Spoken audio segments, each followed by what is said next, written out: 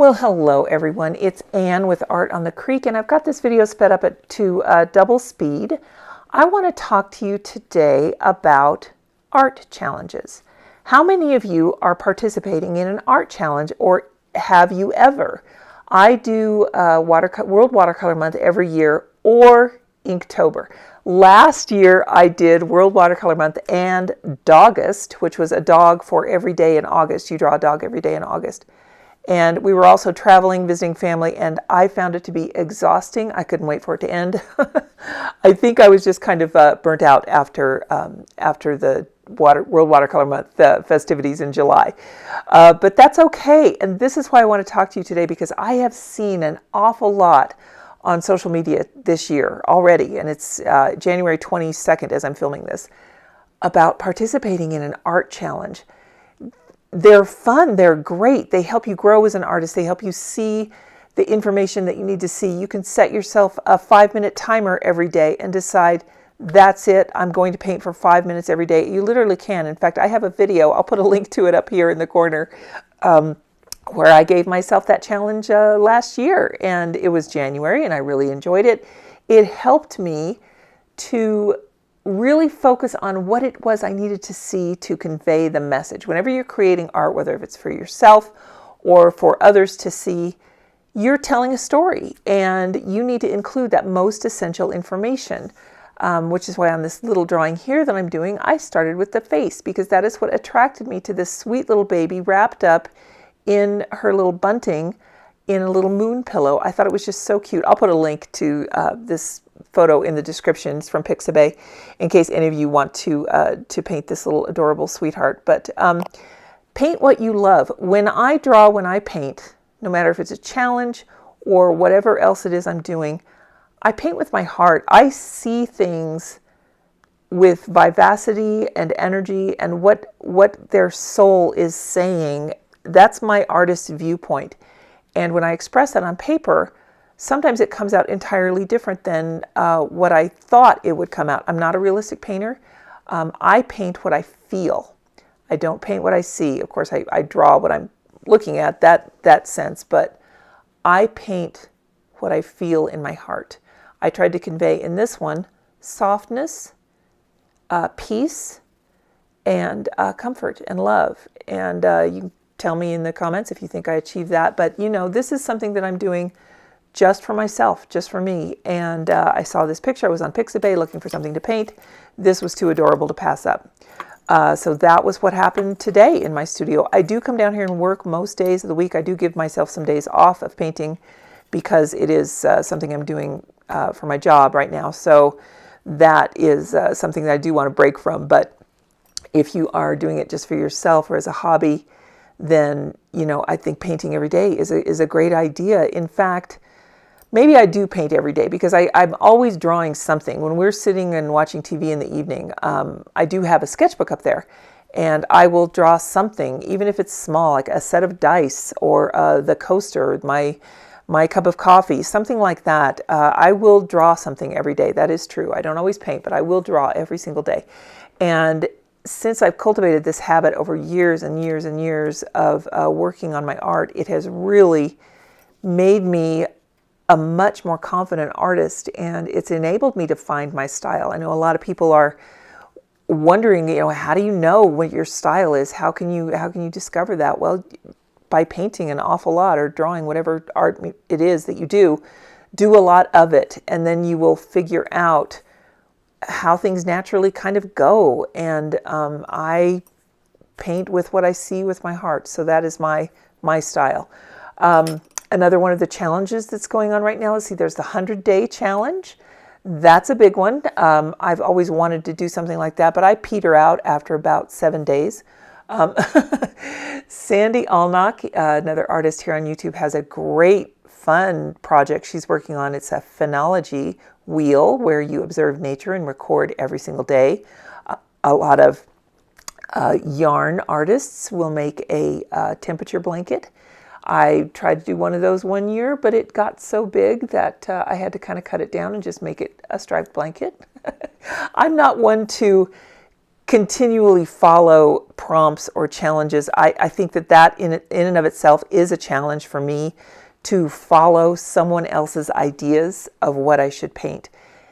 That makes me sound entirely selfish and almost like a really horrible person, but I really have to go with whatever strikes me in the moment. I had no idea I was going to paint this little cherub today when I came down here. All I knew was that I was going to paint something, and I had no idea what I was going to paint. In fact, what I thought I was going to paint, I'm working on some dinosaurs, and I thought that I would be painting a dinosaur, but that is not at all what happened. I saw this photo and thought, oh my gosh, I love her, and I really want to paint her. So that is what ended up happening in my sketchbook today. I really encourage you to pick some kind of a challenge. Either if you make it up yourself, which for me, when it's all said and done at the end of the day, I think the challenge for me is to get in touch with my feelings and to sit here and think, okay, what mood am I in? What do I want to paint today? What is in my heart?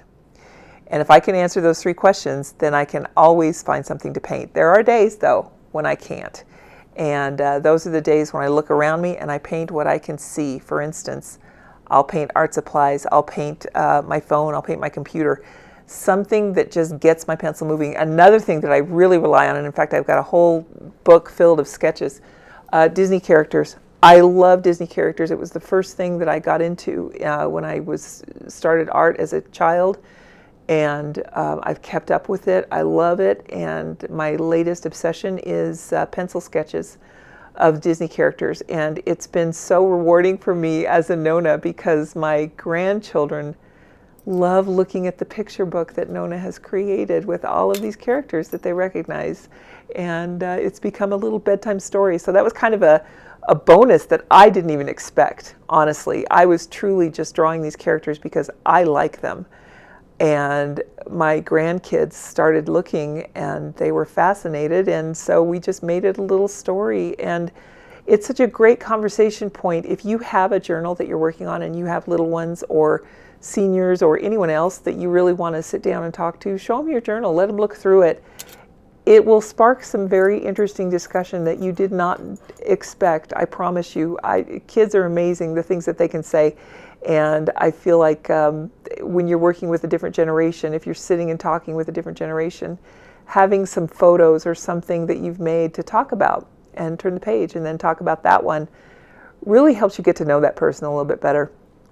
And yeah, my grandkids are they're the best. Of course, they're my grandkids, but I'm always so pleased to share things with them and to see the world through their eyes, which is the ultimate gift as an artist, isn't it? Is that we can look at the world through our artistic eye, but also through the artistic eye of others. And that's one of the greatest things here on YouTube and in any other art community on social media, is connecting with other artists. And that's what these challenges also do, is they help you to find other artists. Maybe you're looking for other pastel artists out there, or other charcoal artists.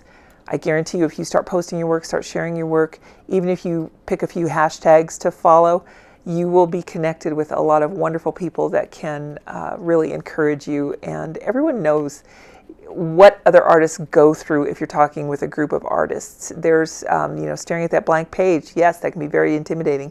The desire to just ditch it and throw it in the trash, that can happen a lot too. But we have to support each other and keep things going. And I think that when you connect with an artistic community, that is really very easy. And one of the best ways to do that is through an art challenge. So let me know in the comments, what is your favorite art challenge? Would you like to see an art challenge here on this channel? I'd be happy to host one. I have hosted a Disney Villains challenge in 1 month in October. Whatever you want to paint, we can do a challenge. We can do a bird challenge, we can do a landscape challenge. Whatever it is you'd like to do, that might be kind of fun. We can definitely do it here. We can limit the size, make it really simple, and we can check back in every now and then and decide how each other's doing. You guys, art challenges are just really one of those hidden gifts, and I think if you have never done one, maybe this is your year to do an art challenge. For me, I think I might be trying to push my envelope this year and do more things like landscapes, because I don't usually do them. Apparently I need to do some work on blanket folds because I don't know, this this little tail of the swaddle out here, the swaddling, didn't quite work the way I wanted it to. But I think at least I know what it is. Sometimes that's the way art works out, right? At least I know what it is. And now I'm going to go in because all I could think of was the lullaby that I used to sing with to my kids, which is Hush Little Baby. If you know that one, it's a very sweet little song about a parent who is comforting their child to sleep, and if they can't sleep, don't worry, Daddy will take care of it. So I really love that song, and my mom sang it to me, and of course I sang it to the kids, and I just thought that this little baby looked so sweet that I wanted to wish her a very good nap. You guys, I hope all of you are considering a really fun art challenge this year. If you have one in mind, let me know what it is in the comments, and maybe we can look at it a little bit on this channel together. If you're looking for something a little bit more to get out of YouTube, then please consider a channel membership. I've got a link below to all of the benefits of becoming a channel member of Art on the Creek. And one of those most fun benefits, I think, is Happy Mail, where I will send you mail once a month. You can either get, gosh, I've sent out stickers, I've sent out postcards, I've sent out art supply samples, all kinds of fun things that you will actually get from me in your mailbox. So channel members, if I don't have your address and you'd like to be on that Happy Mail list, send me an email. I'll have the link below, and we can get you on that Happy Mail list so that you too can enjoy all of your member benefits. Okay, guys, I hope that you really enjoyed this one, and I hope that you all have a very creative day and are looking very much forward to a really lovely 2025. So hang in there, everybody. We'll see you soon. Bye now.